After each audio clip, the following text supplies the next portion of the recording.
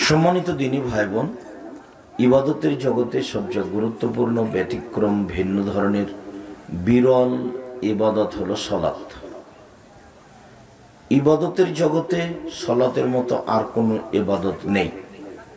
যদিও ইবাদতের জগতে সবচেয়ে শক্তিশালী ক্ষমতাধর ইবাদত হলো দান। দান একটা ভিন্ন ধরনের ইবাদত।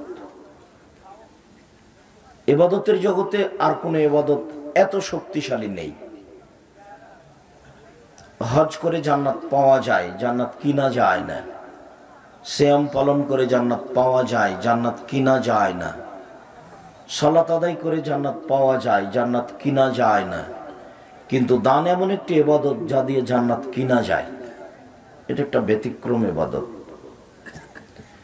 এরপরেও সালাত এমন একটি ইবাদত যে আপনার যদি সালাত না থাকে তাহলে দানের মতো ইবাদতটি বাতিল হবে।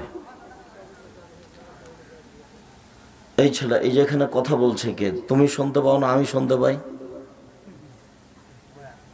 দয়া করে এমন ভাবে বসে থাকেন আর দাঁড়িয়ে থাকেন, এমন ভাবে থাকবেন পাখি যেন মনে করে আপনি পাথর। এভাবে থাকবেন। আর আমাকে নতুন ভাবে চিনতে হবে না, এই জন্য যে আমি কোনো নতুন আলোচক নই।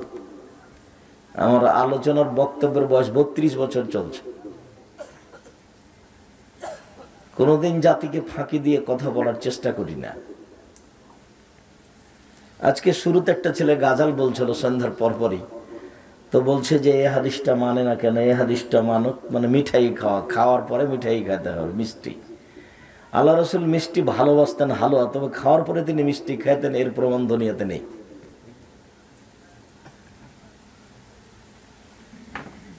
তারপরে আর একজন কি বলেছিল, এখন অনেক কথা আমার ছুটে গেছে, আমি ওইটাকে আর খেয়াল করিনি, খুব ক্লান্ত ছিলাম। প্রথম দিকে দু একটা খেয়াল করেছিলাম। তো বক্তৃতার জগতে আমি খুব কষ্টের মধ্যে আছি। আমি বক্তৃতার জগতে এসেছি, যদি আমি বক্তব্য ঠেকাতে পারতাম জাতির তাহলে ভালো ছিল। তো যেহেতু ঠেকাতে পারলাম না, চলমান গতি, তো জাতির কাছে বলা আছে মুখে ও কলমে যে ধর্মের নামে মিথ্যা কথা আছে। এটা বলে রেখেছি। এটাও বলে রেখেছি যে বক্তাদের মধ্যে শতকরা 95 জন বক্তা মিথ্যুক। আমি বলিনি ইনি মিথ্যুক, বলেছি মুফাসসিরের জগতে শতকরা 98 জন মুফাসসির মিথ্যুক। তবে আমি বলিনি ইনি মিথ্যুক, এই কথা আমি বলিনি। তবে আমি শতকরা বলে গেছি। তদন্ত কেউ যদি করে ভবিষ্যতে তাহলে তার চেয়ে বেশি বের করতে পারবো বলে আমার অনুমান। সাথে সাথে ধর্মের নামে যত বই আছে প্রায় বইয়ে মিথ্যা কথা লেখা আছে, এই কথা আমি বলেছি। মুখে বলার সাথে সাথে আমি কলমে লিখে গেছি। একটা বইয়ের নাম বক্তা শ্রোতার পরিচয়, কে বক্তা কে শ্রোতা। আর একটা বইয়ের নাম তাফসির কি মিথ্যা হতে পারে? মানে ওই বইয়ে যা তাফসির আছে সবই মিথ্যা। আমার বিদ্যা বুদ্ধি কম হলেও জাতিকে আমি কলমে মুখে বানানোর চেষ্টা করেছি, বোঝানোর চেষ্টা করেছি যে ধর্মের নামে ঘটনা এই। তবে এরকম বক্তব্য বন্ধ করতে পারলে সেটা সহজ সম্ভব হতো, কিন্তু চলমান গতি তা হয় না। এক শ্রেণীর মানুষ এটাকেই ভালোবাসে। আর দীর্ঘদিন থেকে একটা কথা বলে আসছি, কণ্ঠস্বরে বক্তব্য চলবে না। বক্তব্যের একটা সুন্নাতে হাদিস পড়েছি, জাবের রাদিয়াল্লাহু তাআলা আনহু বলেন যে খাতাবা, যখন আল্লাহ রাসূল বক্তব্য দিতেন আহরাতাইনাহু, তার দুই চোখ লাল হয়ে যেত, ওয়াস্তাদা গাযাবহু, তার রাগ বেশি হয়ে যেত, ওয়ালা সাউতুহু, কণ্ঠ উঁচু হয়ে যেত, কান্নাহু মনজুরু জায়েশ, যেন তিনি সৈন্য দলকে ধমক দেখাচ্ছেন, এই করতে হবে সেই করতে হবে। এটাই ছিল তার বক্তব্যের গতি। কণ্ঠস্বরে বক্তব্য দিলে প্রয়োজনীয় অপ্রয়োজনীয় কথা মিলাতে হবে, নইলে কণ্ঠ টিকবে না। এটা হলো কণ্ঠের স্বাভাবিক গতি। আর কণ্ঠ দিয়ে যখন বক্তব্য চলে তখন মানুষের ধারণ ক্ষমতা কমে যায়। মানুষ ওটা কোনটা ধরে রাখবে আর কোনটা ধরে রাখবে না, এটা হিসাব নিকাশ দুর্বল হয়ে যায়। বক্তব্য এমনভাবে হতে হবে যেখান দিয়ে যাবে ছিঁড়ে কেটে চলে যাবে। 20 বছর পরে যেন মনে থাকে যে একদিন ওই গ্রামে বক্তব্য শুনেছিলাম। এটা হলো বক্তব্যের গতি। বক্তব্য দিয়ে বক্তা চলে যাবে, পরের দিন সকালে গ্রামের লোক দুই ভাগ হয়ে যাবে, বলবে মানতে হবে মানতে হবে না, তখন বুঝতে হবে এটা বক্তব্য হয়েছে। সম্মানিত দিনী ভাই বোন, রাসূল সাল্লাল্লাহু আলাইহি ওয়াসাল্লাম বলেন, আউয়ালু মা ইউহাসাবু বিল আবদি ইয়াউমাল কিয়ামাহ সালাত। বিচারের মাঠে মানুষকে যেটা প্রথমে জিজ্ঞাসা করা হবে সেটা সালাত। মুখামুখি জিজ্ঞাসা হবে। রাসূল সাল্লাল্লাহু আলাইহি সাল্লাম বলছেন, লাইসা বাইনাহু ওয়া বাইনাহু তারজুমান। আপনার মাঝে আর আল্লাহর মাঝে কোনো দোভাষী থাকবে না। আপনাকে যখন আল্লাহ জিজ্ঞাসা করবেন আপনার কর্ম সম্পর্কে, তখন এই কথা দোভাষী দিয়ে অনুবাদ করা হবে না। আপনারটা আল্লাহ বুঝবেন আর আল্লাহরটা আপনি বুঝবেন, কোনো সমস্যা হবে না। তখনকার পরিস্থিতি আল্লাহ রাসূল বলেছেন, ফায়ানজুর আইমানা মিনহু, তখন সে ডান দিকে লক্ষ্য করবে যখন জিজ্ঞাসা মুখোমুখি হবে। ফায়ারা মা কাদ্দামা মিন আমালিহি, পুরো জীবনের সব কর্ম ডান দিকে দেখতে পাবে। জিজ্ঞাসা চলছে, তখন তার পুরো জীবনের কর্ম, জেনা, চুরি, ডাকাতি, সলাত যা আছে সব ডান দিকে দেখতে পাবে একসাথে। সুম্মা ইয়ানজুর আসমা মিনহু, তারপর সে বাম দিকে লক্ষ্য করবে। ফায়ারা মা কাদ্দামা মিন আমালিহি, পুরো জীবন যা করেছে, জেনা, চুরি, ডাকাতি, রাহাজানি, ছিনতাই যা কিছু করেছে সব বাম দিকে দেখতে পাবে।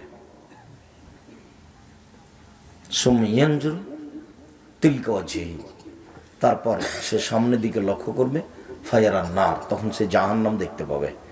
শেষ বাক্যটা আল্লাহ রাসূল বললেন, ফাত্তাকুন নারা ওয়ালা বিশিক্কি তামরাতিন। পৃথিবীর মানুষ একটা খেজুরের ছাল অল্প থেকে অল্প হলেও দান করে জাহান্নাম থেকে বাঁচো। মানে জাহান্নাম থেকে বাঁচার দানের চেয়ে আর বড় কোনো পৃথিবীতে মাধ্যম নেই। জাহান্নাম থেকে বাঁচার সবচেয়ে বড় মাধ্যম দান। যেহেতু ভারত, বাংলাদেশ, পাকিস্তানি, কওমি, খারেজি বেসরকারি মাদ্রাসাগুলি মানুষের কাছে ভিক্ষা চেয়ে চলে, আর যারা চায় তারা সাধারণত গরিব মানুষ, মাদ্রাসা লাইনে পড়ে, তাদের অনেকে পয়সা খেয়ে ফেলেছে, অনেকে কাজে লাগিয়েছে, যার কারণে সমাজের যারা সমাজ নেতা, শিক্ষিত মানুষ, তারা তাদেরকে কোনো সময় ভালোবাসতে পেরেছে, পারেনি। তখন এই বিদ্যাটা চলে গেছে ভিক্ষা বিদ্যাই। আসলে কোরআন হাদিস বিদ্যা ভিক্ষা বিদ্যা নয়, এটা খুব মানগত বিদ্যা। আমি তো মনে করি, আমি আব্দুর রাজ্জাক বিন ইউসুফ বিমানবন্দরে যদি ঢুকি তো কিসের রাজামন্ত্রী আমার পিছনে পিছনে পুরুষ নারীকে ছুটতে থাকে। মহিলারা বলবে, ভাইজান আপনি একটু আমার বাচ্চার সাথে একটু ছবি উঠে, একটু সেলফি। আমি আল্লাহর রাস্তায় আমি ছবি উঠাই নাই বলে। আর এমনি মানুষজন তো আছেই। তো মান সম্মান আসলে আল্লাহর হাতে, এটা আমি বুঝতে পারি খুব ভালো দিনের মতো। তো আসলেই দানটা যে খুব বড় ইবাদত, তো ভারত, বাংলাদেশ, পাকিস্তানে ইবাদতটা পিছিয়ে পড়ে গেছে। দানটাকে মানুষ ভিন্নভাবে ব্যবহার করেছে এবং মানুষ যারা দান করছে তারাও এটা ভিন্ন বুঝেছে, এটাকে খুব একটা বড় ইবাদত বুঝতে পারেনি। যারা বিবরণ দিচ্ছে তারাও ভালোভাবে জাতির সামনে বিবরণ দিতে পারেনি, যার কারণে তারা বুঝতে পারেনি যে ইবাদতের জগতে সবচেয়ে ব্যতিক্রম বড় ইবাদত হলো দান। হ্যাঁ, এ কথাই ঠিক। তবে রাসূল সাল্লাল্লাহু আলাইহি সাল্লাম বলছেন, ফাইন সালাহাত সালাহু সাইর আমলিহি, যদি তার সালাত কবুল হয় সব আমল কবুল হবে। আইন রুদ্দাত আলাইহি সালাতুহু আইন ফাসাদাত ফাসাদালাহু সাইর আমলিহি, আর যদি সালাত কবুল না হয় তাহলে সব ইবাদত বাতিল হবে। দান সবচেয়ে শক্তিশালী ক্ষমতাধর ইবাদত, এ কথাই ঠিক। এরপরেও যদি মানুষের সালাত না থাকে তাহলে এত বড় শক্তিশালী ইবাদত বাতিল হয়ে যাবে। এটা আপনার কোনো কাজ করতে পারবে না। হ্যাঁ, এটা কাজ করবে যখন আপনার সালাত থাকবে তখন। কতগুলো কাজ না হলে কতগুলো কাজ করা যায় না। যেমন রাসূল সাল্লাল্লাহু আলাইহি সাল্লাম চাচাকে বললেন, চাচা আপনি লা ইলাহা ইল্লাল্লাহ বলেন, বিচারের মাঠে বাকিটুকু কি করা লাগবে সেটা আমি দেখব। তো আবু জাহাল, আবু লাহাব বলল, মরার কালে আপনি এভাবে দিন পরিবর্তন করবেন, মানুষের বদনাম করবে। তো চাচা বললেন, ভাতিজা মরার কালে ধর্ম পরিবর্তন করব না। তো মারা গেলেন। তখন আলী বলছেন যে আপনার চাচা মারা গেছে। তো আল্লাহ রাসূল বলেন, যাও নিয়ে যাও, ওকে মাটিতে গর্ত খুঁড়ে পুঁতে দাও গা, ওর সাথে কোনো কথা নেই। পৃথিবীতে সবচেয়ে যিনি তাকে ভালোবেসেছেন তিনি হলেন আবু তালেব, যার ব্যাপারে একটু আগে বললেন, চাচা লা ইলাহা ইল্লাল্লাহ বলেন, বিচারের মাঠে দেখে নেব। তারই ব্যাপারে বলছেন, যেহেতু লা ইলাহা ইল্লাল্লাহ বললেন না, তখন তিনি বলছেন আমি কোনো উপকার করতে পারবো না। মানে এইটা না হলে এটা হয় না, ওটা না হলে এটা হয় না। আগে লা ইলাহা ইল্লাল্লাহ, তারপরে অন্য কিছু। তো দান খুব শক্তিশালী ইবাদত, এ কথাই ঠিক, কিন্তু সলাত না থাকলে দান কোনো কাজে আসবে না, এ কথাও ঠিক। সলাত এমন একটি ইবাদত যার উপরে নির্ভর করে অন্যান্য ইবাদত। আবু হুরায়রা রাদিয়াল্লাহু তাআলা আনহু বলেন, রাসূল সাল্লাল্লাহু আলাইহি ওয়াসাল্লাম বলেছেন, as-salatu salasatu athlasin, সালাত তিন ভাগে বিভক্ত। at-tuhuru sulusun, ওযু হলো তিন ভাগের এক ভাগ।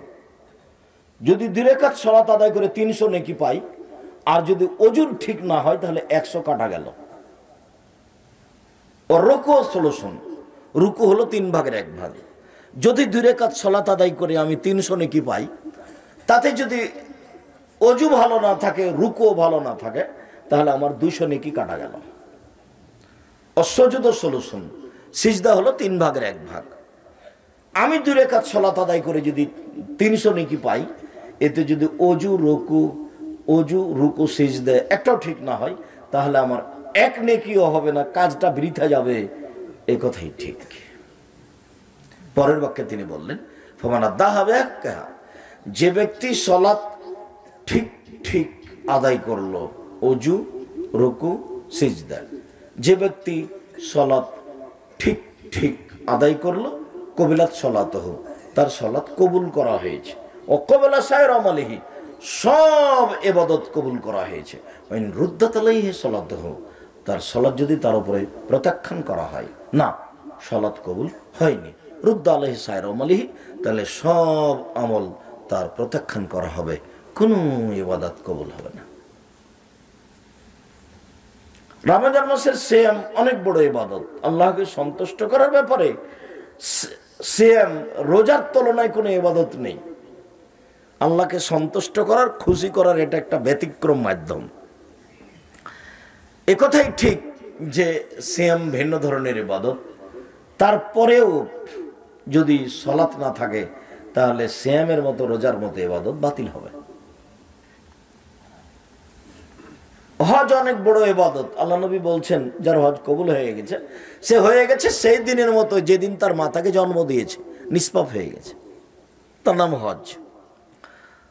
তো যদি সালাত না থাকে তাহলে এই ইবাদত বাতিল হবে, এ কথা মুহাম্মদ সাল্লাল্লাহু আলাইহি সাল্লাম বলেন। তিনি যা বলেন তাতে বোঝা যায় সালাত এমন একটি ইবাদত যার উপরে নির্ভর করে অন্যান্য ইবাদত। যদি সালাত কবুল হয় বাকি হবে, যদি সালাত কবুল না হয় তাহলে কোনো ইবাদত কবুল হবে না।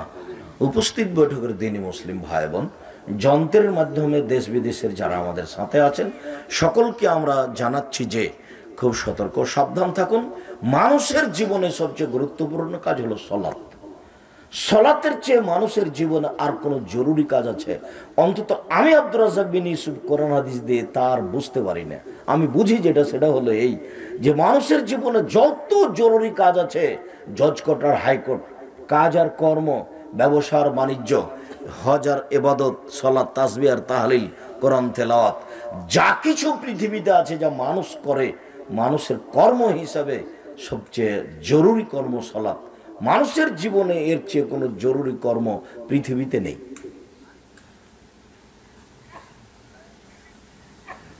সম্মানিত দিনী ভাই বোন, সালাত ফরজ। আল্লাহ তাআলা বলেন, ফাকিমুস সালাতা ওয়া আতুজ যাকাতা, পৃথিবীর মানুষ সালাত আদায় করো, যাকাত প্রদান করো, ওয়া তাসিমু বিল্লাহ, আর আল্লাহকে শক্তভাবে। বুড়ি খুশি হতো, একদিন দেখলেন রাস্তায় কাঁটা নাই, নবী ভাবলেন বুড়ির কিছু হয়েছে, বুড়িকে দেখতে গেলেন, বুড়ি ঠিকই অসুস্থ, বুড়ির পরিচর্যা করলেন, বুড়ি ভালো হয়ে গেল। এবার নগদ মিথ্যা কথা। আল্লাহ রাসূল ঈদের মাঠে গেলেন, দেখলেন একটা এতিম ছেলে কাঁদে, ও ছেলে তুমি কাঁদো কেন? আমি এতিম। তা আল্লাহ রাসূল তাকে কোলে নিয়ে বলেন, আমি এতিম ছিলাম। কোলে নিয়ে আয়েশাকে দিলেন, আয়েশা ছেলেকে নতুন পোশাক পরালো, ছেলে খুশি হয়ে গেল। আয়েশার বাড়িতে ভিক্ষাই জুটে না, আবার নতুন পোশাক মানে কত বুখারী মুসলিমের আপনি হাদিস শুনবেন, ভিক্ষাই নাই বাড়িতে, ভিক্ষাই নাই। ফকিরকে একটা খেজুর দিবে তার কোনো ভিক্ষা নাই, পানির ব্যবস্থা, একটু খাওয়ার ব্যবস্থা করবে, পুরো বাড়ি তল্লাশি চালাচ্ছেন। বুখারী মুসলিমের হাদিস। আয়েশা রাদিয়াল্লাহু তাআলা এক টুকরা খাওয়ার মানুষকে দিতে পারবেন মেহমানকে, কোনো পথ ছিল না, মেহমান ফিরিয়ে দিয়েছেন। হাদিস বুখারী মুসলিম। সেখানে ওই কথা, ওই ঈদের মাঠে একটা ছেলে কাঁদছে, একবারে নগদ মিথ্যা কথা, কত মিথ্যা আছে। মৌলানা সাহেবের বক্তব্য শুনলে আমাকে অবাক হতে হয়। তখন মনে হয় এগুলো মনে হয় পুঁথির গান, এগুলো পুঁথির বইয়ের গান। কি ফাতেমা কান দিয়া কয় আজ বুঝি হুসাইন কারবালাতে শহীদ হয়, ফাতেমা কান দিয়া কয় আজ বুঝি হুসাইন কারবালাতে শহীদ হয়। যেদিন হুসাইন শহীদ হচ্ছেন সেই দিনের 49 বছর আগে ফাতেমা মারা গেছে। তো যেই মহিলা 49 বছর আগে মারা গেছেন তিনি কাঁদবেন কি করে? এটা হয় কি করে?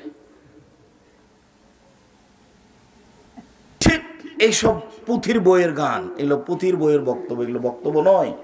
6 মাসের রাস্তা মর্দ 6 দিনে গেল, ঘোড়ায় চড়িয়া মর্দ হাঁটিয়া চলিল। 6 মাসের রাস্তা কয় দিনে গেল? 6 দিন। 6 মাসের রাস্তা। আমার এক চাচাতো চাচা এগুলো পড়তো। এগুলো হলো বক্তব্য। জাতিকে বলে গেলাম মিথ্যা ধর্ম আছে, তবে জাতির পূর্ণ উপকার করতে পারিনি দীর্ঘ 32 বছরে। সম্মানিত দিনী ভাই বোন, বলছিলাম সালাত আদায় না করলে তার সাথে জিহাদ করতে হবে এবং তাকে হত্যা করতে হবে। এই কথা ইমাম আহমদ ইবনে হাম্বল বলেন। ইমাম আবু হানিফা রাহিমাহুল্লাহ বলেন জেলখানায় বন্দি করে পিটিয়ে সালাত আদায় করাতে হবে। বর্তমান বিদ্বানগণ বলছেন ও কাফের হয়ে গেছে, স্বামী স্ত্রী সংসার বিচ্ছিন্ন হয়ে গেছে। আব্দুর রাজ্জাক সাহেব, আপনারা কি বলছেন?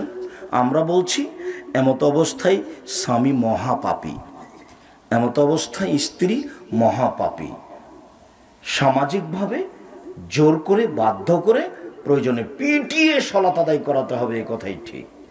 আরবি বিদ্বানগণ আরো এক ধাপ আগিয়ে বলেছে যে এই লোকটা যদি মারা যায় তাহলে একে মুসলমানের কবরস্থানে কবর দিতে হবে না, একে ফেলে দিতে হবে শ্মশান ঘাটে। এই কথাও লেখা আছে। তো যারা সালাত আদায় করে না তাদের অবস্থায়, এখন আমাদের অবস্থায় যারা আমরা সামনে বসে আছি, আমরা এখানে শতকরা 20-25 জন পড়ি, 10 জন পড়ি, বাকি এমনি আছি। আর ওইটা মনে রাখবেন, 15 বছরের ছেলে সালাত আদায় করে না তখন তার বাপ বেঁচে আছে, কথা সত্য নয়। আমি বলে গেলাম এটাই সত্য যে ওটা ওর চাচা, এটা ওর সৎ বাপ। জমি ভাগ করে দিতে পারেন ঠিকই, সকালে বেগুন বিক্রি করে এসেছে, সবাই বিক্রি করেছে 20 টাকা কেজি, আপনার ছেলে বিক্রি করেছে 15 টাকা কেজি। সারা দিন খেপে আছে না, তো দাঁত ভেঙে দেবো, তোকে সকালে যেতে বললাম, তাড়াতাড়ি গেলি না, এই 20 টাকার বেগুন 15 টাকা বিক্রি করলি, তো সারাদিন তো আপনি ছেলের উপরে খুবই খেপে আছেন। কথা মনে হয় আপনি বুঝতে পারছেন না। তো বাপ তো আপনি শিখে আছেন, এই যে বোঝা যাচ্ছে যে আপনি বাপ। এই যে বেগুন 15 টাকা কেজি বিক্রি করে এসেছে, আসলে বাজারে কত টাকা ছিল? সকালে 20 টাকা ছিল। একদিন ব্যবসা করতে গিয়ে ভুল করে এসেছে, তাই 1 মাস যাবত তোকে বলছে তোকে আমি জিনিস দিয়ে পাঠালাম, তুই টাকা হারিয়ে আসলেই তোকে কি করব, তোকে বাড়ি থেকে বের করে দেবো। বাপ তো ঠিকই আছে। তাহলে এ বাপ আসলে বাপ নয়, এ হলো স্বার্থপর, এ হলো দত্তরাজ, এ হলো স্বার্থপর। এই বাপ দিয়ে কিছু হবে না। ভুল বুঝেছে, জন্ম দিতে পারলে বাপ হওয়া যায় না, ক্ষমতার নাম বাপ। বাপে বিবাহ দিয়েছে, বউ এসেছে বাড়িতে, বউয়ের কাছে গেছে, তাই সন্তান হয়ে গেছে, বুঝতে পারেনি বাপ কাকে বলে। বাপ মানে ক্ষমতা। রাসূল সাল্লাল্লাহু আলাইহি সাল্লাম বলছেন ইয়া মাশার শাবাব মান ইসতাতা মিনকুমুল বাত ফালিয়াতাজাওয়াজ। এই যুবক দল শোনো, যারা সংসার কন্ট্রোল করতে পারবে, বউকে কন্ট্রোল করতে পারবে, তারা বিবাহ করবে। যারা বউকে কন্ট্রোল করতে পারবে না, পরিবার কন্ট্রোল করতে পারবে না, তারা রোজা থাকবে। রোজা থেকে থেকে যৌবনকে ধ্বংস করবে। এই আদেশ মুহাম্মদ সাল্লাল্লাহু আলাইহি সাল্লাম করেন। তিনি বলেন বাপ শুনে রেখো, লা তারফা আসাকা আদাবান মিন আহলিক, পরিবারের উপর থেকে লাঠি উঠিয়ে নিও না। পরিবারকে লাঠি দিয়ে ঠিক করতে হবে, ছেলে মেয়ে স্ত্রীকে। আমি এই কথা বলিনি, লাঠির কথা, এ কথা মুহাম্মদ সাল্লাল্লাহু আলাইহি সাল্লাম বলেন। তিনি বলেন আল্লে কাসাকা আদাবান মিন আহলিক, পরিবারকে কন্ট্রোল করার জন্য লাঠি দরজায় ঝুলিয়ে রাখো। এগুলো মুহাম্মদ সাল্লাল্লাহু আলাইহি সাল্লামের মুখের কথা। পৃথিবীর সবচেয়ে দামি মানুষ, সবচেয়ে ভদ্র মানুষ, তিনি বলছেন এই শোনো, স্বামী হলে 5টা জিনিস লাগে, বাড়ির মালিক হলে 5টা জিনিস লাগে। বউ এমনি পালন করা যায় না, বউ এমনি লালন পালন করা যায় না। এ তো সিরাজগঞ্জ বাড়ি ঘর ঘেরা লাগে না, ওই দিক ফাঁকা এদিক ফাঁকা, সাতক্ষীরের মতো। সাতক্ষীরে এটা একটা ঘর, এটা একটা ঘরের মধ্যে গরুর গাড়ির রাস্তা, পর্দা লাগে না, এমনিতেই আছে। যে আপনার স্ত্রী ছেলে মেয়ে দেখেন, আপনার বাড়িতে এসে যদি আমি থাকি পরিবার নিয়ে, তা আপনার বাড়িটাকে মনে করব এটা হচ্ছে জামতল ট্রেন স্টেশন। আমাকে নিয়ে আসতে হলে বাড়ির চতুর্দিক ঘেরতে হবে সুন্দর করে, এবং একটা টয়লেট করতে হবে। কোটি টাকা দিয়ে টয়লেট করতে হবে না, কোনো রকম চললেই হলো। তখন আপনি স্বামী। স্বামী হলে 5টা জিনিস লাগে। 1 আতেম মাতা এমতা, যেমানের খাচ্ছ বউ ছেলে মেয়েকে সেমানের খাওয়াবা। 2 ফাঁকসহ মাক্তা সাইতা, যেমানের কাপড় পরো বউকে ছেলে মেয়েকে সেমানের পরাবা। 3 ওলা তুকাব্বে, বউকে কটু কথা বলবা না, বউকে গালি দিতে হয় না, স্ত্রীকে মারতে হয় না, গালি দিতে হয় না। ও হলো তৃপ্তির বস্তু, ও হলো শান্তির বস্তু, ও খুব আদরের বই, এত আদরের বই, এত আদরের বই, এত আদরের। হচ্ছে সোনাতলা হাটের বগুড়া সোনাতলা হাটের আদরের মালসা, ওকে আদর করতে হয়, ওকে গালি দিতে হয় না, মারতে হয় না। গালি দিলে মারলে এই তৃপ্তি ভেঙে যাবে। কোটি টাকা দিয়ে বাড়ি করেন, বউ ছাড়া তৃপ্তি হবে না। খুব ভালো দামি খাট তৈরি করেছেন, মখমল চাদর বিছানো আছে, কোনো তৃপ্তি নেই বউ ছাড়া। বউ একটা ভিন্ন জিনিস, আল্লাহর পক্ষ থেকে এটা ব্যতিক্রম নিয়ামত। তার জন্য আল্লাহ রাসূল বলছেন মারবেন না। বললেন না তো এই কথা, আবার দেখেন 4 নম্বরে বলছেন যে মারো তবে মুখের উপরে মারো না। দেখেন কথা আবার ধরলেন। আগে বললেন যে কটু কথা বলবো না, পরের বাক্যে কি বলছেন? মারলে মুখের উপরে মারবো না। তাহলে মারা লাগবে, ওই যে কয়েকটা হাদিস চলে গেল। এবার আল্লাহ তাতরুকা ইল্লা ফিল বাইতে, তুমি তোমার স্ত্রীকে তোমার বাড়ি ছাড়া কোথাও যেতে দিও না। খালার বাড়ি যেতে পারে না, ফুফুর বাড়ি যেতে পারে না, মায়ের বাড়ি যেতে পারে না, জরুরি দুর্ঘটনা ছাড়া আপনার স্ত্রী বাড়ি থেকে বের হতে পারে না। তার নাম স্বামী। আপনার স্ত্রী যদি এই বাড়ি ওই বাড়ি সেই বাড়ি বড়ে বেড়ায়, তাহলে আপনি একটা কাপুরুষ, ঘৃণিত পুরুষ, আপনার কোনো দামই নাই, আপনি একটা ভ্যালুলেস মানুষ, আপনি এমনি একটা অহেতুক মানুষ, গরু ছাগলের মতো, পশু প্রাণীর মতো। পশু প্রাণী থাকে খায়, গরু ছাগল কোনো সমস্যা হয় না। আপনি আর আপনার স্ত্রী থাকছেন, খাচ্ছেন, এই বাড়ি ওই বাড়ি ঘুরছেন গরু ছাগলের মতো। আল্লাহ তাআলা বলছেন বুঝেও বুঝে না ওরা, অন্তর আছে বুঝে না, দেখেও দেখে না ওরা, চক্ষু আছে দেখে না, শোনেও শোনে না ওরা, কান আছে শোনে না। উলায়েকা কাল আনাম, তারা পশু প্রাণীর মতো, তারা গরু ছাগলের মতো, তারা কুকুর শ্রেণীর মতো, বালহুম আযাল, বরং তার চেয়ে খারাপ। আপনার পরিবার, আপনি আর আপনার স্ত্রী, আপনার ছেলে মেয়ে গরু ছাগলের মতো, কুকুর শ্রেণীর মতো। খারাপ লাগলে আসে যায় না। রাসূলুল্লাহ সাল্লাল্লাহু আলাইহি ওয়াসাল্লামের পদ্ধতিতে আসতে হবে, না হলে বলতে হবে আমি কুকুর শ্রেণীর মতো বসবাস করি, এটা বলতে হবে। বউ এ বাড়ি ও বাড়ি যায় মানে যে না, আপনি স্বামী নন। আল্লাহ রাসূল বলছেন স্বামী হলে 5টা জিনিস লাগে। মনে থাকবে না মনে হয়। শেষ নম্বরে আছে চোখ যেভাবে ঘুরে বউ সেভাবেই চলে, তার নাম ক্ষমতা। স্ত্রী আপনার বাড়িতে এসেছে, ওর বাপ বিবাহ দিয়েছে, স্বামীর কাছে গেছে, তাই বাচ্চা হয়ে গেছে, ও জানে না মা কাকে বলে। পাগলিও বাচ্চা প্রসব করাতে পারে, পাগলিও বাচ্চাকে দুধ খাওয়াতে পারে। তো বাচ্চা প্রসব করা আর বাচ্চাকে দুধ খাওয়ার নাম মা নয়। মা হচ্ছে, আল্লাহ রাসূল বলছেন পাহারাদার। মা হচ্ছে পাহারাদার। ছেলে মেয়ে 19-20 কিছু করতে পারবে না, যদি করে তাহলে মা নেই। মায়ের সামনে যদি ছেলে টাকনুর নিচে প্যান্ট পরে থাকে, ওটা মা নয়, এটা হলো খালা, ওটা সৎ মা। মায়ের সামনে যদি ছেলে দাড়ি চাঁচে, তাহলে ওটা মা নয়। মায়ের সামনে যদি মেয়ে মাথায় কাপড় না দেয়, এই যে এখন আপনার মেয়ে ক্লাস 10-এ পড়ে, আপনার স্ত্রীও আছে, আপনার পাশে বসে আছে, যে পিছনে একবারে মেয়ে ক্লাস 10-এ পড়ে, পাঞ্জার পাঞ্জার চুল, মাথায় কাপড় নাই, এমনিতে আছে। আপনার স্ত্রী ছোট ব্লাউজ পরে আছে, পেট পিট সবাই দেখতে পায়, আপনি একটা কা পুরুষ, আপনি একটা ঘৃণিত পুরুষ, আপনি পুরুষই নন। আপনি নিজে পরিবারটাকে কবর দিয়েছেন, জাহান্নামের পথ খুলে ধরেছেন। তাহাজ্জুদ পড়ে জান্নাত কিনা যাবে না। 3 শ্রেণীর মানুষ জান্নাতে যাবে না। 1 মদমিনুল খামর, যারা নিয়মিত বিড়ি তামাক জর্দা সিগারেট গুল নেশাদার দ্রব্য খায় পান করে, তারা জান্নাতে যাবে না। 2 রাজলাতু মিনান নিসায়ে, পুরুষের বেশধারী নারী, যারা পুরুষের জুতা স্যান্ডেল পরে, যারা পুরুষের শার্ট প্যান্ট পরে, যারা পুরুষের গেঞ্জি গায়ে দিয়ে চলে, তারা জান্নাতে যাবে না। 3 আপনি। আমি কিভাবে? কেন? আপনি তো কিভাবে? আল্লাহ রাসূল বলছেন না, দায়ুস আলী কিরফি আলাল খাবাসা, দায়ুস জাহান্নামে যাবে যার বাড়িতে বেহায়াই আছে, যার স্ত্রী পর্দা করে না সেই দায়ুস, যার মেয়ে নগ্ন পোশাক স্কুল কলেজে যায় সেই দায়ুস। এখন আপনি কিনা আপনি দেখেন, আমি তো এই কথা বলিনি, এই কথা তো মুহাম্মদ সাল্লাল্লাহু আলাইহি সাল্লাম বলছেন। আমি অনুবাদকের জন্য জাতিকে চ্যালেঞ্জ করেছি, তবে আমি মানুষ, আমি যে অনুবাদ করছি সেটা মানুষ তলিয়ে দেখতে পারে। যদি কোনো জায়গাতে ভুল থাকে তাহলে জাতির কাছে ক্ষমা চাইব, যে আমার ধর্ম বলতে ভুল হয়ে গেছে। তবে 32 বছরে এরকম কোনোদিন হয়নি। সম্মানিত দিনী ভাই বোন, যারা সালাত আদায় করে কিন্তু রাসূলের পদ্ধতিতে করে না, তারা কেমন? ফাওয়াইলুল লিল মুসাল্লিন আল্লাযীনা হুম সালাতিহিম সাহুন, যারা অমনোযোগ সহকারে সালাত আদায় করে তারা ওয়াইল নামক জাহান্নামে যাবে সুনিশ্চিত। ঠিক মতন করে না, এজন্য জাহান্নামে যাবে, এটা আল্লাহ বলছেন। আল্লাহ রাসূল বলছেন, মাল্লাম ইউহাফিজ আলাইহা, যেই ঠিক ঠিক সালাত আদায় করলো না, লাম তাকুন লাহু নূরান ওয়ালা বুরহানান ওয়ালা নাজাতান ইয়াউমাল কিয়ামা, বিচারের মাঠে সালাত তার জন্য দলিল হবে না, বিচারের মাঠে তার জন্য আলো হবে না, বিচারের মাঠে সালাত তার কোনো উপকার করতে পারবে না। বাল ইয়াকুনু ইয়াউমাল কিয়ামা মা কারুন ফিরআউন হামান, বরং সালাত আদায় করার পরেও সে বিচার মাঠে হবে ফেরাউনের সাথে, হামানের সাথে, কারুনের সাথে।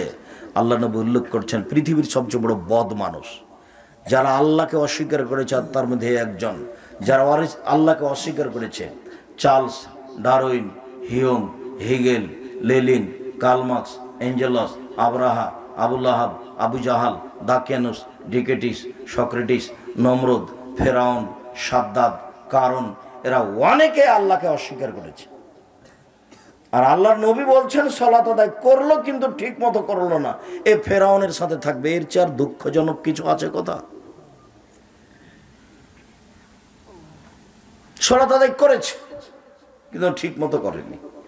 একটা লোক মসজিদে ঢুকে 2 রাকাত সালাত আদায় করে আল্লাহ রাসূলকে সালাম দিল, তখন আল্লাহ রাসূল বলেন, সাল্লি ফাইন্নাকালাম তুসাল্লি, সালাত আদায় করো, তুমি করনি। লোকটা আবার 2 রাকাত সালাত আদায় করে রাসূলকে সালাম দিল। আল্লাহ রাসূল বলেন, সাল্লি ফাইন্নাকালাম তুসাল্লি, সালাত আদায় করো, তুমি সালাত আদায় করনি। লোকটি আবার 2 রাকাত সালাত আদায় করে আল্লাহ রাসূলকে সালাম দিল। আল্লাহ রাসূল বলেন, সাল্লি ফাইন্নাকালাম তুসাল্লি, এই সালাত আদায় করো, তুমি সালাত আদায় করনি। তখন লোকটি বলছে, আল্লিমনি কাইফা উসাল্লি, কিভাবে সালাত আদায় করতে হবে আমাকে বলে দেন। লোকটা তো সালাত আদায় করলো, একবার নয় 3-3 বার করলো। আল্লাহ রাসূল যদি একটু এইভাবে বলতেন, হ্যাঁ সালাত আদায় করেছো, তবে একটা খুব একটা সুন্দর হয়নি, এই কথাটা বললেন না, একেবারে সরাসরি নাকচ করে দিলেন।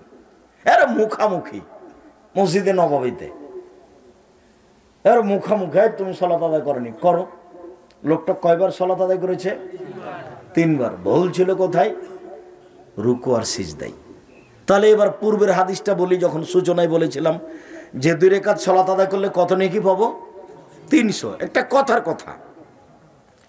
তো যদি ওযু ভুল হয় 100 কাটা গেল, যদি রুকু ভুল হয় কাটা গেল, যদি সিজদা ঠিক না হয় তাহলে 100 কাটা গেল, 3টেই কাটা গেল। ঘটনা এখানে তাই আছে। তাহলে এখন আব্দুর রাজ্জাক সাহেব, আমাদের যারা মসজিদে ঢুকে খালি সিজদায় মারি জোরে, আর রুকু থেকে উঠেনি ভালো হবে, তার আগে চলে গেছে সিজদায়। ইবাদত কম করেন, রাসূলের পদ্ধতিতে করেন, ইহকালও টিকবে, পরকালও টিকবে। আর এইভাবে সালাম দিয়ে একবার মুখে চুমা করে, বুকে হাত দিয়ে, কপালে হাত দিয়ে, এইভাবে ধর্ম নয়। এরকম ভালোবাসার নাম ধর্ম নয়। আসসালামু আলাইকুম, হাতে হাত মিলিয়ে হাত দুটা পৃথক হয়ে যাবে, 2 জনের পাপ ক্ষমা হয়ে যাবে। করোনা ভাইরাস, সামনে কেউ যাবে না। এখন ব্যাংকে ঢোকে দেখছি ম্যানেজার সামনে চেয়ার রাখেননি। কি খবর ম্যানেজার সাহেব, সামনে চেয়ার নেই যে? ভাই ওই জন্য কিছু আর বলিয়ে নয়, দূরে বসেন আপনি। আমি আব্দুর রাজ্জাক বিন ইউসুফ করোনাকে কোনোদিন সরিষার সম পরিমাণ দাম দিনি, জীবনে কোনোদিন দেব না। আমি ঘোষণা পূর্বে দিয়েছি, যখন সূচনা দেখা দিয়েছিল যদি কারো করোনা হয় আমি তার সাথে খেতে প্রস্তুত, যদি কেউ করোনায় মারা যায় তাহলে আমি তার গোসল জানাজা দিতে প্রস্তুত। এতে যদি আমারও করোনা হয় তাহলে আমি বলবো না এর কারণ সৃষ্টির 50,000 বছর পূর্বে যেদিন আমার ভাগ্য লিখা হয়েছিল সেদিনই করোনা লিখা হয়েছিল, সেই জন্য হয়েছে, এর কারণে হয়নি। আমি অল্প দিন বাঁচতে এসে শিরক করতে রাজি নই, অল্প দিন বাঁচতে এসে শিরক করতে রাজি নই, এটা আমি করতে রাজি নই। বিমানবালা মেয়েটা বলছে মুখে মাস্ক দেন, বলছি ধৈর্য ধারণ করো, মুখে মাস্ক দেন, একটু ধৈর্য ধারণ করো, মুখে মাস্ক দেন, এটা উপর থেকে আদেশ। দেখো আমি যখন বিমানে উঠেছিলাম তখন তুমি খেয়াল করোনি, আমি মুখে মাস্ক দিয়ে ভাগ্য বাড়াতে রাজি নই, আমি দেব না, পরবর্তীতে উঠলে তুমি ঠেকিয়ে দিও আগেই। মুখে মাস্ক এখন এমনি মানুষ দেখ, ওই যে ধুলাবালি আছে এর থেকে বাঁচার জন্য এখন দেন সবাই, মাস্ক দিয়ে করোনা থেকে নিজেকে বাঁচাবো, এত বড় দুঃসাহস আমার প্রয়োজন নেই, আমি শিরক করে মরতে রাজি নই। সম্মানিত দিনী ভাই বোন, সালাত যদি ঠিক মতো আদায় না করে তাহলে সে ফেরাউনের সাথে জাহান্নামে থাকবে, এই কথা মুহাম্মদ সাল্লাল্লাহু আলাইহি সাল্লাম বলেন। ঠিক মতো সালাত আদায় না করলে তাহলে সালাত হবে না, এই কথা রাসূল সাল্লাল্লাহু আলাইহি সাল্লাম জোরালোভাবে বলেন। আমরা এদিক ওদিক কিছু কথা বলা সত্ত্বেও আমরা তিনটা আলোচনা করে ফেলেছি। এক, সালাত আদায় করতেই হবে। দুই, সালাত আদায় যারা করে না তারা কেমন। তিন, যারা সালাত আদায় করে কিন্তু রাসূলের পদ্ধতিতে করে না তারা কেমন। এখন আমাদের সংক্ষিপ্ত আলোচনা আছে কিভাবে সালাত আদায় করতে হবে। এবার দেখুন, রাসূল সাল্লাল্লাহু আলাইহি সাল্লাম বলেন, সাল্লু কামা রাআইতুমুনি উসাল্লি। পৃথিবীর মানুষ, তোমরা আমাকে যেভাবে সালাত আদায় করতে দেখছো সেভাবে করো। এখন নেন এই বাক্য কিভাবে হবে, এখন আল্লাহর নবী আছেন, এই যে গরম পানি দিতে বলেছিলাম তোমরা, সাল্লু কামা রাআইতুমুনি উসাল্লি। পৃথিবীর মানুষ, আমাকে যেভাবে সালাত আদায় করতে দেখছো সেভাবে করো। এবার বুদ্ধি তাহলে কোন কিভাবে করবেন, তা হাদিস দেখে করতে হবে। কোরআনে তার বিস্তারিত বিবরণ নেই, হাদিস দেখে করবেন কিভাবে। হাদিস জাল হাদিস যে আছে, তাহলে এখন যেগুলোতে জাল হাদিস নাই সেটা দেখি, সেটা কি বুখারী, সেটা কি মুসলিম, সেটা কি রিয়াজুস সালেহিন। আপাতত এই তিনটে হাদিস গ্রন্থ দেখে সালাত আদায় ঠিক করার জন্য আমি আব্দুর রাজ্জাক বিন ইউসুফ পরামর্শ দিলাম।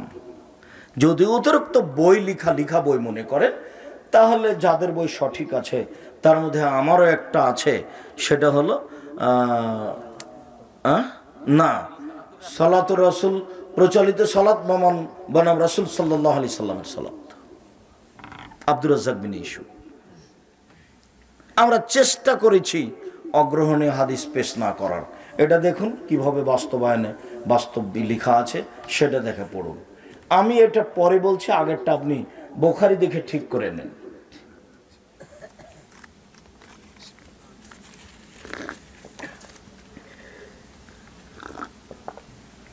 আর একটু ঠান্ডা পানি দাও তো।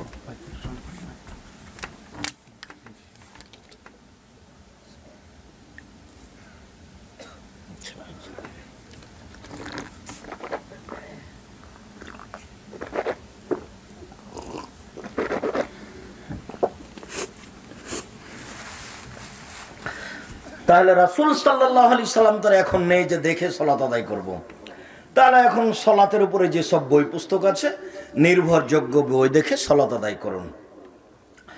আজকের জন্য আমাদের পক্ষ থেকে আপনাদের কাছে থাকছে জামিয়া সালাফের পক্ষ থেকে, অনলাইন আল ইতিসাম টিভির পক্ষ থেকে, নেবরাস ইসলামিক রিসার্চ ফাউন্ডেশনের পক্ষ থেকে, আমি খাকসার সাধারণ মানুষ আব্দুর রাজ্জাক বিন ইউসুফের পক্ষ থেকে প্রচলিত সালাত বনাম রাসূল সাল্লাল্লাহু আলাইহি সাল্লামের সালাত, এছাড়া উপদেশ, এছাড়াও কে বড় ক্ষতিগ্রস্ত, কে বড় লাভবান, আদর্শ পরিবার, আদর্শ নারী, এছাড়াও অতীব গুরুত্বপূর্ণ আইনে রাসূল সাল্লাল্লাহু আলাইহি সাল্লাম দোয়া অধ্যায়। কোনগুলো দোয়া চলবে না আর কোনগুলো চলবে, কতটা হাত তুলে দোয়া করার হাদিস আছে, কতটা জায়গা উল্লেখ আছে।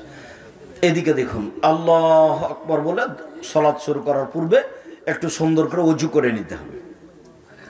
ওযু সুন্দর করতে হবে, পেশাব পায়খানায় যেতে হবে ওযুর পূর্বে, পেশাব পায়খানা থেকে উঠে পানি দিয়ে পবিত্রতা অর্জন করতে হবে। যদি পানি না থাকে তাহলে ঢেল টিস্যু পেপার আগে ঢেল টিস্যু পেপার পরে পানি, এটা বিদআত। পানি দিয়ে পবিত্রতা অর্জন করবেন, পানি নেই তখন ঢেল টিস্যু পেপার, আগে ঢেল টিস্যু পেপার তারপরে পানি, এটা কথা মিথ্যা, এটা ধর্ম নয়। আবার টিস্যু পেপার নিয়ে 40 কদম হাঁটবেন, এটাও জায়েজ নাই। খক খক করে কাশবেন, এটাও শরীয়ত অনুমোদন দেন, এটা একটা নোংরামি নীতি। আর 40 দিন কেন, 40 কদম কেন? এই বাচ্চা,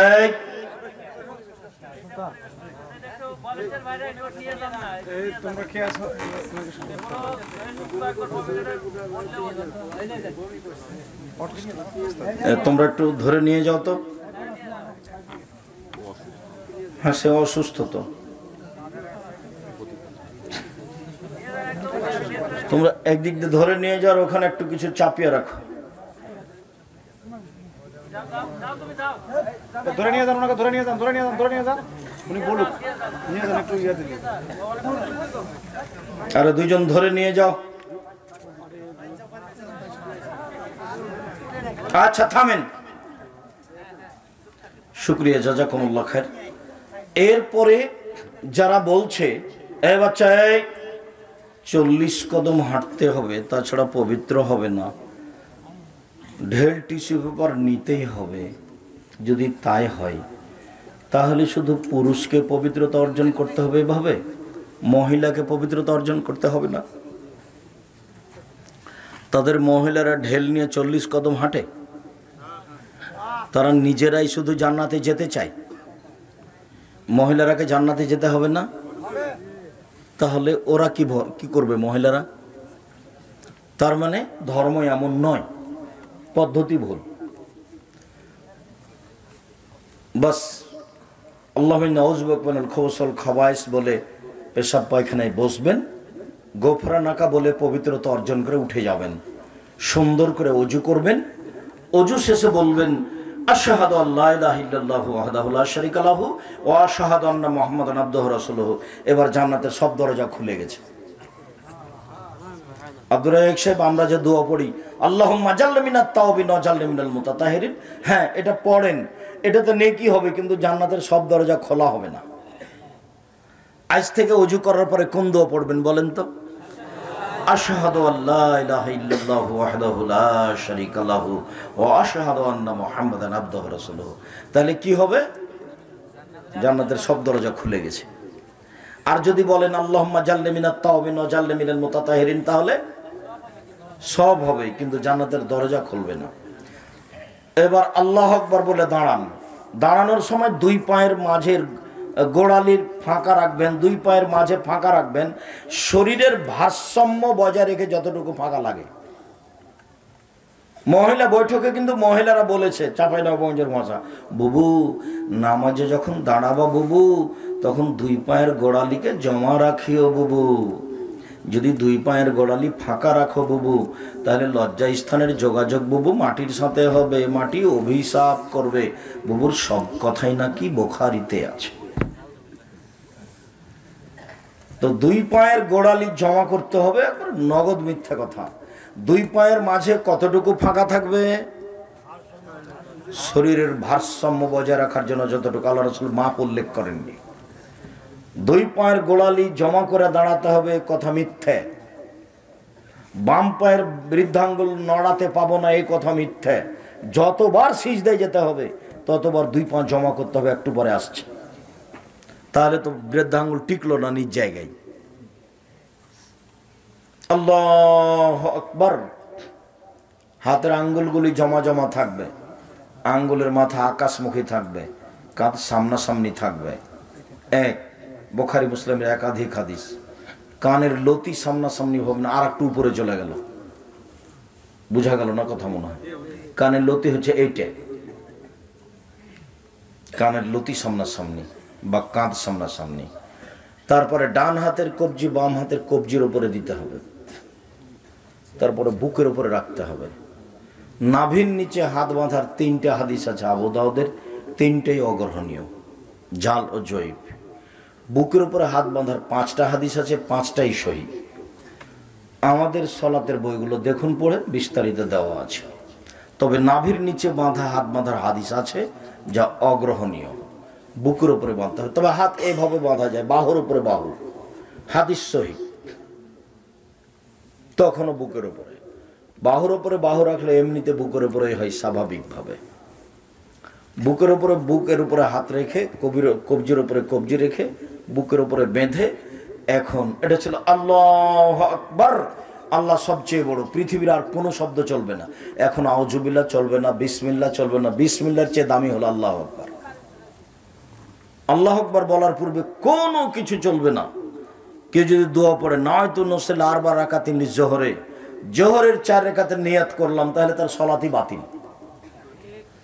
নিয়াত বিদাত, সশব্দের নিয়াত হলো বিদাত। নিয়াত হচ্ছে অন্তরের পরিকল্পনা। এই যে ওযু করছি ভাবছি, তার নাম নিয়াত। আল্লাহু আকবার প্রথম যেটা সেটা দোয়া, তাকে বলা হয় সানা। আল্লাহুম্মা বা'id বাইনি ওয়া বাইনা খাতায়ায়া কামা বা'adta বাইনাল মাশরিক ওয়াল মাগরিব।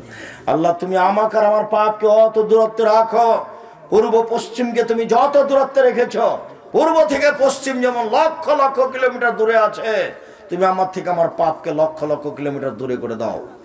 আল্লাহুম্মা নাক্কিনি মিনাল খাতায়া কামা ইয়ানক্কা সাবুল আবিজু মিনাদ দানাস। তুমি আমার পাপকে ধুয়ে পরিষ্কার করে দাও, যেমন ভাবে সাদা কাপড়কে ময়লা থেকে ধুয়ে পরিষ্কার করা হয়। আল্লাহুম্মা আগসিল খাতায়া বিল মাই ওয়াস সালজি ওয়াল বারাদ। আল্লাহ তুমি আমার পাপকে ঠান্ডা পানি দিয়ে, স্বচ্ছ পানি দিয়ে, বরফ দিয়ে ধুয়ে পরিষ্কার করে দাও। খুব গুরুত্বপূর্ণ দোয়া। এরপরে আউযু বিল্লাহি মিনাশ শাইতানির রাজিম, মারদুদ বিতাড়িত শয়তান থেকে পরিত্রাণ চাচ্ছি। বিসমিল্লাহির রহমানির রহিম, পরম দাতা দয়ালুর নামে আরম্ভ করছি। আলহামদুলিল্লাহি রাব্বিল আলামিন, বিশ্বজগতের প্রতিপালকের প্রশংসা। আর রহমানির রহিম, তিনি হচ্ছেন পরম দাতা দয়ালু। মালিক ইয়াউমিদ্দিন, তিনি হচ্ছেন বিচার দিনের মালিক। ইয়াকা না'বুদু, একমাত্র তোমার ইবাদত করি। ওয়া ইয়াকা নাস্তাইন, একমাত্র তোমার কাছে সাহায্য চাই। অনেক কিছু বলে একটা কথা বলছি, ইহদিনাস সিরাতাল মুস্তাকিম, তুমি আমাকে সোজা পথ দেখাও। সিরাতাল্লাযিনা আনআমতা আলাইহিম, ওই পথ তুমি দেখাও যেই পথের প্রতি দয়া করেছো, ভালো মানুষকে যে পথ দেখিয়েছো সেই পথ দেখাও। গায়রিল মাগদুবি আলাইহিম ওয়ালাদ-দাল্লিন, ওদের পথ দেখায়ও না যারা অভিশপ্ত। ইহুদি খ্রিস্টানের পথ দেখায়ও না, ওদের পথ দেখায়ও না যারা ভ্রান্ত। ইহুদি খ্রিস্টানের পথ দেখায়ও না। আমিন। দীর্ঘ সময় ধরে তোমার দরবারে যে প্রার্থনা করলাম, এটা তুমি কবুল করো। এই দেখেন, আল্লাহকে ডাকা শুরু হয়ে গেছে। আল্লাহু আকবার, আল্লাহ সবচেয়ে বড়। তারপরে বলছেন আল্লাহুম্মা বা'id বাইনি ওয়া বাইনা খাতায়ায়া কামা বা'adta বাইনাল মাশরিক ওয়াল মাগরিব। এটা আল্লাহকে ডাকা শুরু হয়ে গেছে, গোটাটাই দোয়া। তারপরে আউযুবিল্লাহ, বিসমিল্লাহ, তারপরে সূরা ফাতিহা। এই দেখেন আল্লাহকে ডাকা শুরু হয়ে গেছে। ইহদিনাস সিরাতাল মুস্তাকিম, তুমি আমাকে সোজা পথ দেখাও, তুমি আমাকে সরল পথ দেখাও।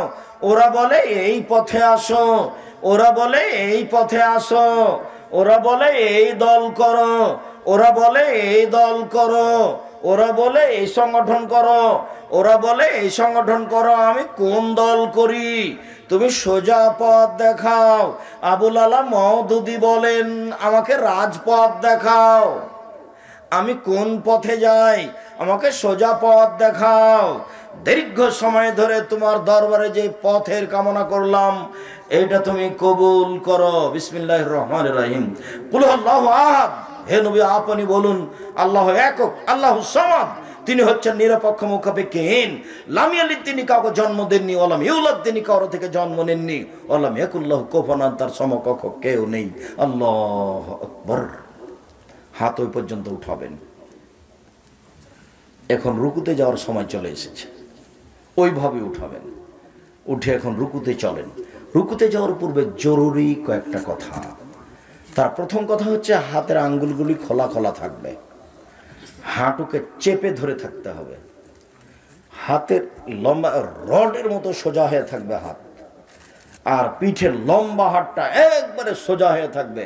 পিঠের উপরে একটা গিলাস রাখলে যেন থেকে যায়, একবারে সোজা, এরকম বাঁকা হবে না পিঠটা। মাথা উঁচুও হবে না, মাথা নিচুও হবে না। একাধিক সহিহ হাদিস। মাথা উঁচুও করতে পাবেন না, নিচুও করতে পাবেন না। পিঠটা একবারে সোজা হয়ে থাকবে, আর হাত দুটি রডের মতো সোজা হয়ে থাকবে। বোঝা যায়নি কথা মনে হয়? এইভাবে যাবেন সিজদাই, আঙ্গুল খোলা খোলা থাকবে, কোমর থেকে সামনের ওজন হাতের উপরে থাকবে। যখন আপনি রুকুতে গেছেন তখন এই শরীরের ওজনটা যেন পায়ের উপরে না থাকে, কোমর থেকে সামনের ওজনটা যেন পায়ের উপরে না থাকে। তখন থাকবে কিসের উপরে? হাতের উপরে।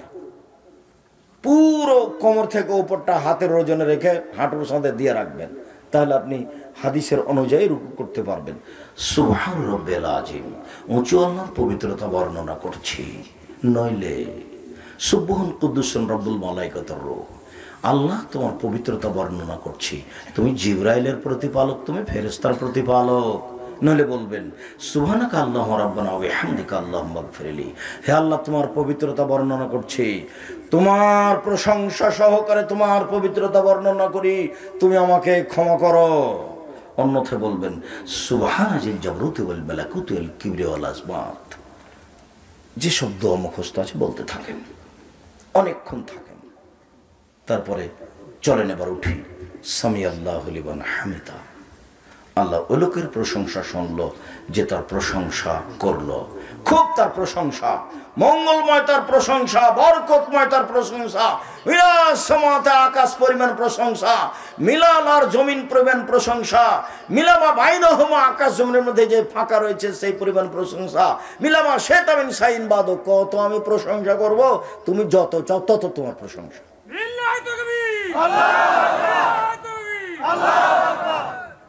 রাসূল সাল্লাল্লাহু আলাইহি সাল্লাম এইভাবে রুকু থেকে উঠে দোয়া করতেন। হাত ওই পর্যন্ত উঠাতে হবে, উঠে ছেড়ে দিতে হবে। আব্দুর রাজ্জাক সাহেব, হাত কি উঠিয়ে ধরে রাখবো না হাত আবার বাঁধবো? জি না, হাত ছেড়ে দিয়ে দোয়া করতে হবে। দাঁড়িয়ে থাকেন একবারে সোজা হয়ে। এবার সিজদায় চলেন। সিজদায় যাওয়ার পূর্বে জরুরি কয়েকটা কথা। সিজদা করতে হবে 7 হাড়ের উপরে। উমিরতু নাসদালা সাবাতে আযম, আমাকে আদেশ করা হয়েছে সিজদা করতে হবে 7 হাড়ের উপরে। নাক কপাল 1, 2 হাত 3, 2 হাঁটু 5, 2 পায়ের বৃদ্ধাঙ্গুল 7। গণেন তো দেখি। নাক কপাল 1, আগে নাক না আগে কপাল, এগুলো অহেতুক কথা।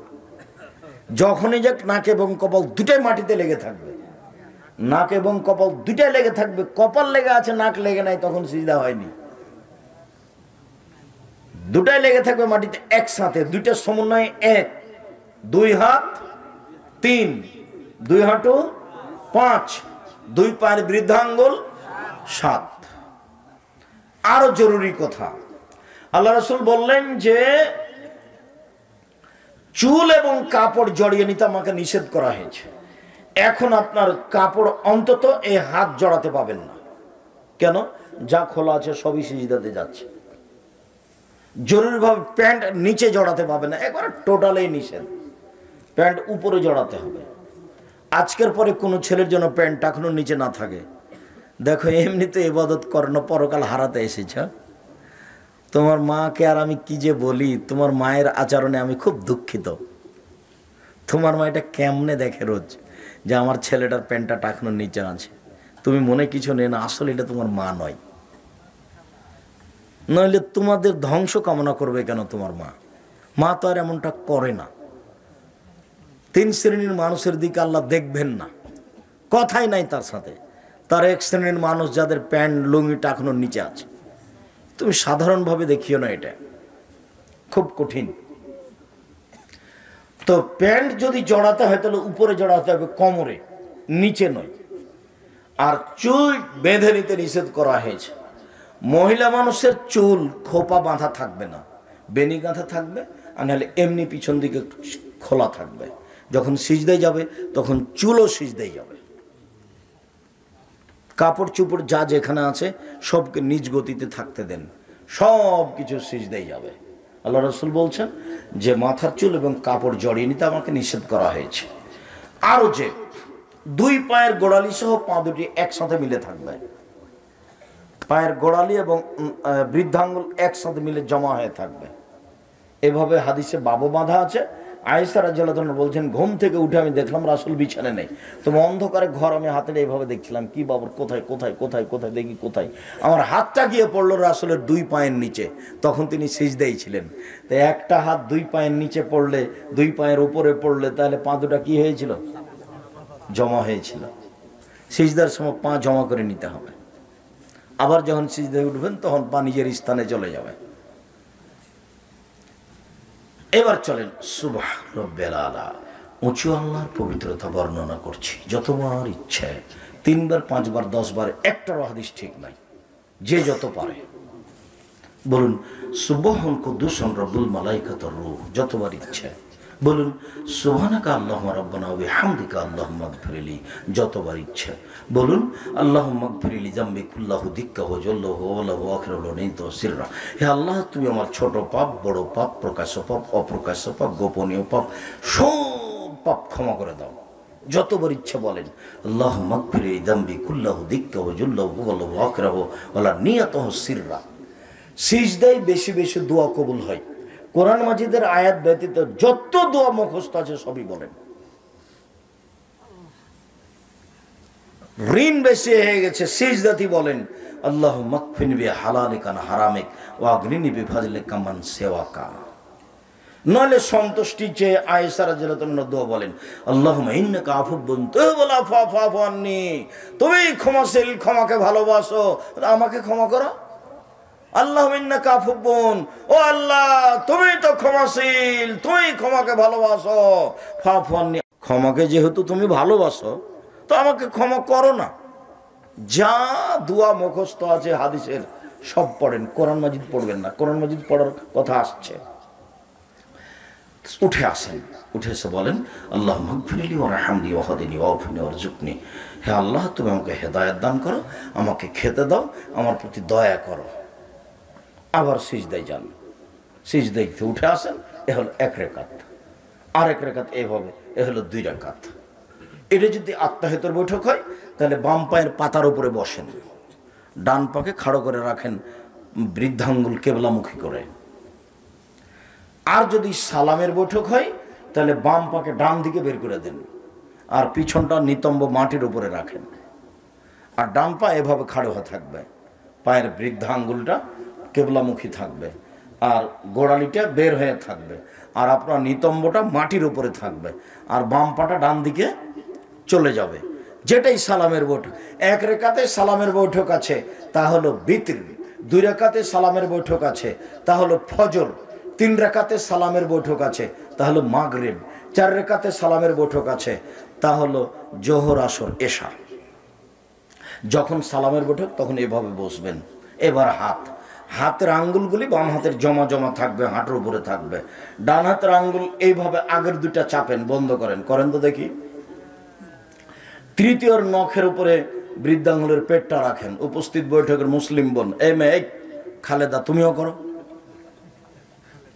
উপস্থিত বৈঠকের দিন মুসলিম ভাই বোন 2টাকে জমা করেন। তৃতীয় অঙ্গের নখের উপরে বৃদ্ধাঙ্গুলের পেটটা দেন, দেখেন এভাবে। আর বৃদ্ধাঙ্গুলের পাশের আঙ্গুলটা এভাবে, এই যে গোলাকার। তারপরে যে এই আঙ্গুলটা এবার হাঁটুর উপরে রাখেন, দেখেন অবিরাম নড়বে সবসময়। ইল্লাল্লাহ বলে একবার নড়ানোর দুনিয়াতে কোনো জাল ভুয়া হাদিসও নেই। আর নড়া মানে শয়তানকে আঘাত করা। একবার নড়িয়ে শয়তানকে আঘাত করব কেন? নড়তেই থাকবে, শয়তানকে আঘাত করতেই থাকবো। একবার আত্তাহিয়াত থেকে নিয়ে সালাম পর্যন্ত, আত্তাহিয়াতু লিল্লাহি ওয়াস সালাওয়াতু ওয়াত তাইয়িবাত, সমস্ত ইবাদত আল্লাহর জন্য।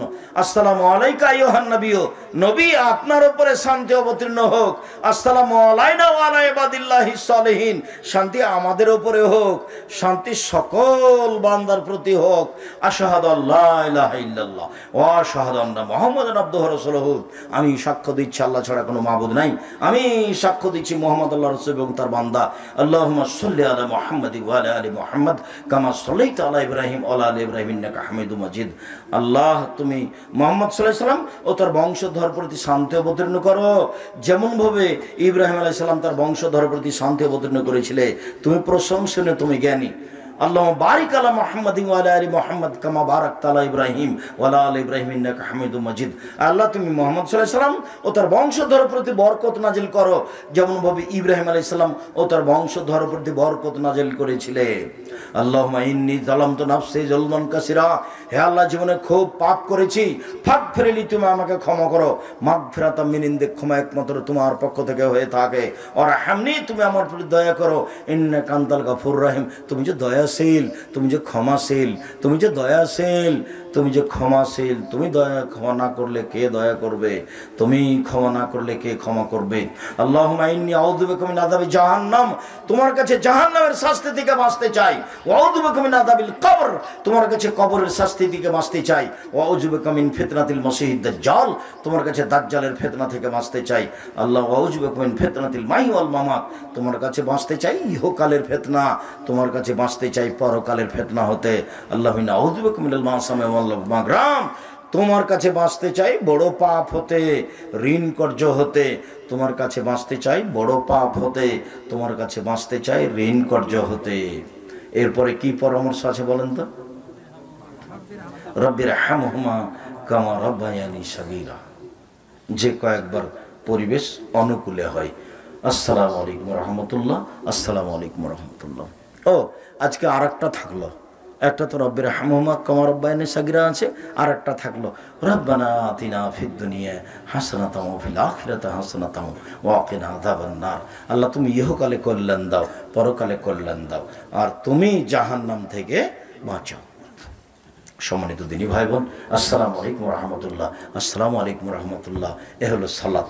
দেখেন শুরু থেকে শুধু আল্লাহকে ডাকা, এতক্ষণ ছিল চুপে চুপে কথা, এখন যা হবে জিকির। আল্লাহু আকবার, আস্তাগফিরুল্লাহ, আস্তাগফিরুল্লাহ, আস্তাগফিরুল্লাহ, আল্লাহুম্মা আনতাস সালামু ওয়া মিনকাস সালাম তাবারাকতা ইয়া যাল জালালি ওয়াল ইকরাম। এই পর্যন্ত না বলে উঠতে পাবেন না।